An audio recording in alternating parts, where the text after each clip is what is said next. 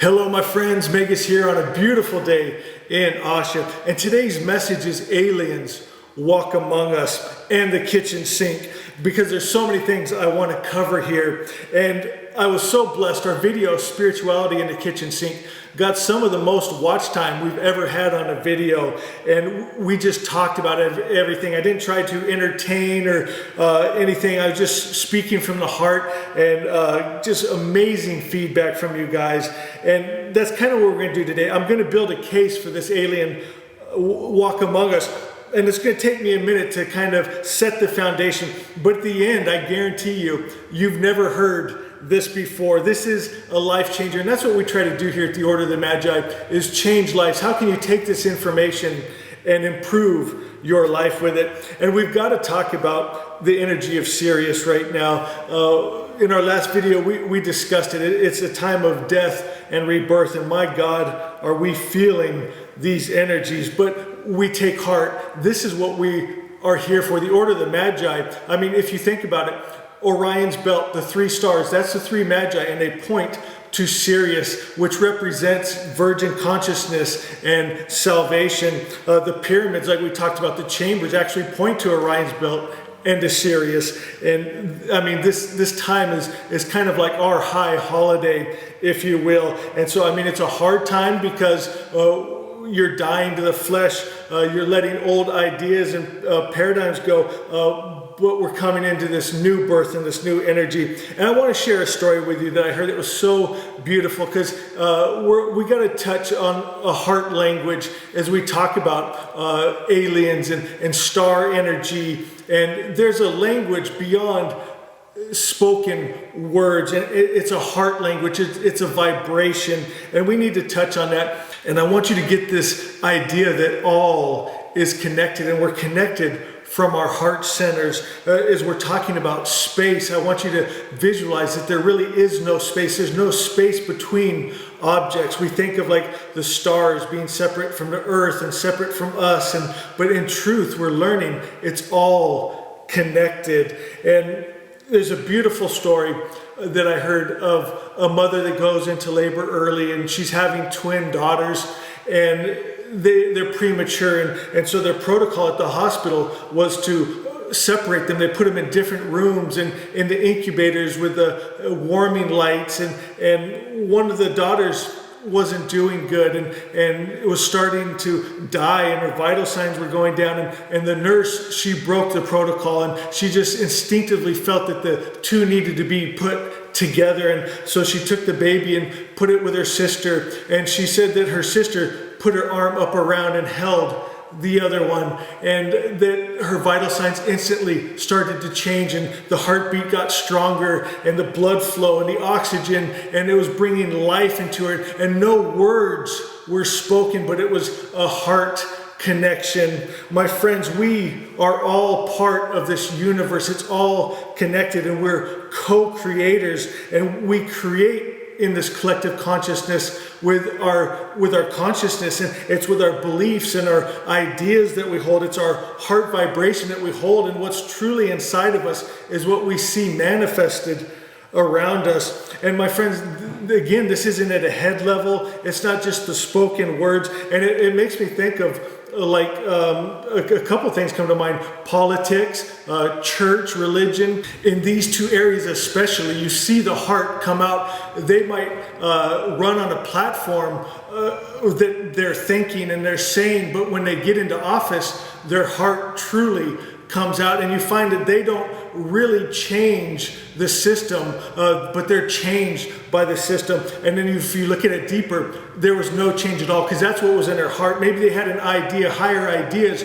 but their heart, there was still fear in there. There's still greed in there. There's still that grab all I can for me in there instead of do unto others. And it comes out. You see it especially in churchgoers, and even at the higher levels, the pastors and the priests, that they preach against drugs and alcohol and adultery, but they're the ones that get caught in it. And it's because they're saying one thing with their mouth, but their heart is vibrating something different. And what's inside will show itself. What's in will show on the outside, because as we said, all is connected. You can't separate the two. And you'll find this especially when things get really bad and really hard. You know, you hear about that when you get squeezed, what comes out. But you also see it in the good times. People get everything they want, and then now they're too busy for spirituality. Now they got the money for the drugs and the alcohol, and they're running around, you know, and what's truly inside comes out. And anybody can say the right thing,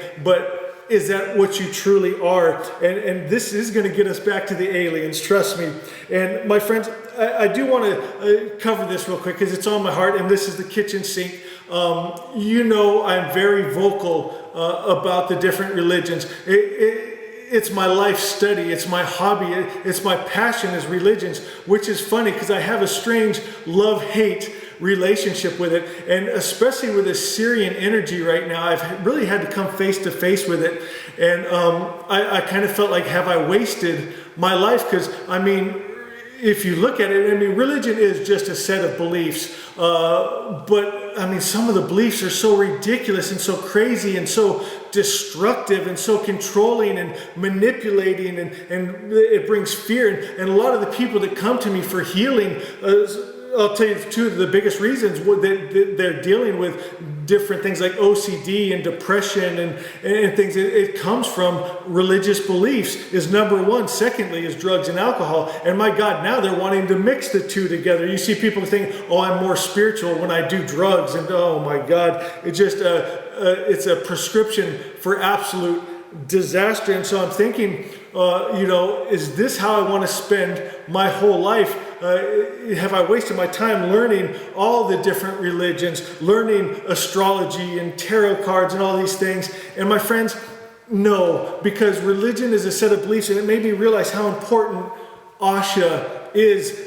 The religion, the set of beliefs of all good, of aligning ourselves with unconditional love, peace, and joy, and not falling victim and prey to the religions that teach a God that hates wars and kills and makes slaves out of people, puts them in fear and uses them for cannon fodder in their wars, and takes their money from them and threatens them with jail and death and hell if they don't conform. And it made me think, no, I have not wasted my life. This is what I was put here to do. We are light workers, and we're bringing this highest religion and this highest idea. And with that, I was in meditation, and I had a strong word from Spirit, because sometimes it's my fault. Our channel doesn't grow. The Order of the Magi doesn't grow because I get too strong against some of the other religions. And Spirit was showing me, it's not the names. It's not the name Jehovah. It's not the name Allah.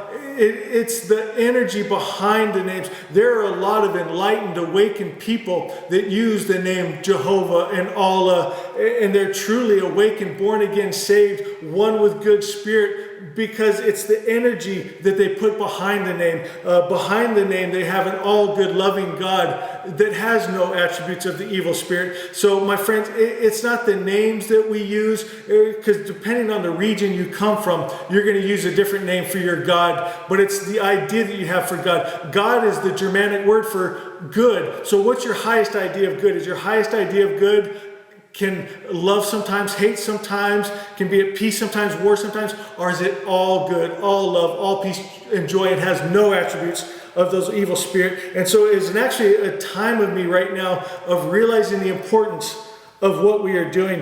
And it really hit me hard because, you know, I've studied all the way back to Mesopotamia, the earliest religions. And my God, I mean, there's always bad priests. There's always bad kings. And using these religions, that's why people are so sick and tired of religion. They use it just to rip the people off. And it's a horrible, horrible thing. And my friends, even Zoroastrian, understand this. I love Zoroastrianism, but the history, my God, I haven't shared it with you guys because it would put you in a bad vibration. Zoroastrianism has worse history than many of the stories I've shared with you from the other texts. Things that they did were abominations that you couldn't believe. How did they come from Zarathustra's message of the all good spirit and being like that? How did they fall like that? And my friends, it's just from over thousands of years, and I'm going to tell you, it's alien, influence. It's bad energy coming in, and these people with these bad energy, they come in and they change things. They'll take the different imagery and words, and they'll change it. And that's why we're here, my friends, to stop this from happening. You see it like we talked about with the swastikas. You know, that was a religious symbol of eternity, and now what you think of it, you think of Hitler and horrible things. Think of cancer in astrology. You can't say cancer without fear striking into you, you know, and they've taken our different things. The pentagram, you know, that was actually an early Christian symbol, and now when you think of it, people think of witchcraft and things, and so they're always getting in there and they're changing and manipulating, and there is alien influences, and it's an alien seed. And it makes me think of the story, the parable Jesus told about the farm and the sowers, and the workmen were saying, you know, there's weeds growing up with our good wheat, and they said, you know, didn't your father plant good seed, good energy, good people? And yes, good spirit did. He made a perfect creator, made a perfect world and a perfect you. But there's outside influence. There's beneficent energies and there's maleficent energies. There's good and there's evil. And they're both vying to take control of this earth. And my friends, hear me. It is the seed that is planted. And not only are there aliens among us, there's aliens inside of you, meaning these different energies are inside of you. And that's why you see this mixed world, and that's why purity is so important. That is the message of the order of the Magi. I got to read just a bit of Asha 11. It says, removing the corruption puts potentialities to their proper use. You must burn out the impurities to find the true essence. Purity is a must. My friends, our vessels cannot be mixed with good energy and bad energy. There are forces and energies out there that we can feel, just like with Sirius right now, coming close to us. My friends, it's that death and rebirth, and you feel it. It's one of those times where you're, my God, why have you forsaken me? Because these energies, you feel the ego falling away, being actually ripped from you. You can't deny it anymore, and you feel that death, you know. But it's just a transformation to higher things. We let those things go and we come into these higher realms. And my friends, all these different stars and energies and influences that we think are outside of us influencing, we find, as we talked about, there is no space in between. It's inside of us. And when we change these energies from the inside and we look at them, we go, okay, this is not the highest good, the highest God. This is not a Hura Mazda. And we start to burn out those impurities with the truth. And then the true essence starts to take form. And you'll see the world around you. The stars that seem malevolent are no longer. And the whole world is becoming beneficent and becoming good. And it starts in your own body with your own mind and peace. And then it spreads into your home and then amongst your friends and family and on your land and into your communities. And we will change the world with these higher vibrations and energies. My friends, I want to pull a card here. I'm just feeling that, you know, sometimes it's the easiest way to get a message is just to let it come. We got Two of Swords. And when I think of Two of Swords, you see she got the blindfold over her eyes. It's a new viewpoint. It's looking at things differently. Let's pull one more to kind of get the Fool. And so what I'm getting with the two of these, sometimes you got to pull a few to make sense of it. You got a new viewpoint, and now you're on a new journey. It's a new cycle beginning. And as we burn out those old ideas, old religions, old politics, old teachings, old ideas and beliefs, we end a cycle and we begin a new journey and a new cycle. And that's what it's all about, my friends. It's about a heart change, a heart language. What we truly believe, what we're truly speaking from inside of here is what we're going to create in our world. So anyway, guys, let that blow your mind. Those stars that you go out at night and look upon, they're inside of you. Wow. If you guys enjoy these kitchen sink talks like this, do me a favor, go to the comments and let me know. For myself, I think I enjoy these more than trying to teach or entertain. I mean, we'll still do everything, but if you've never left a comment before, go and leave a comment, and it means a lot to me. I gotta put a shout out to Dorothy and Jeremy.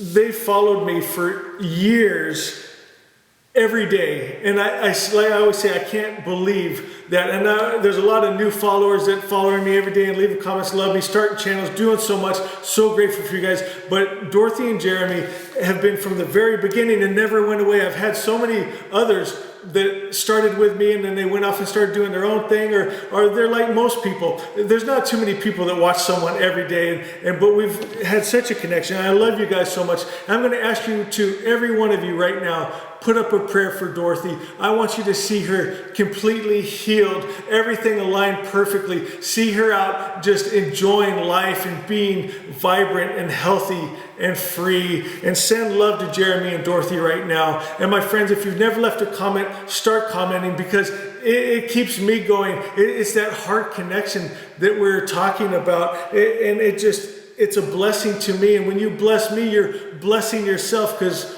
all is one. There's no space in between. And I love you. I love you. I love you.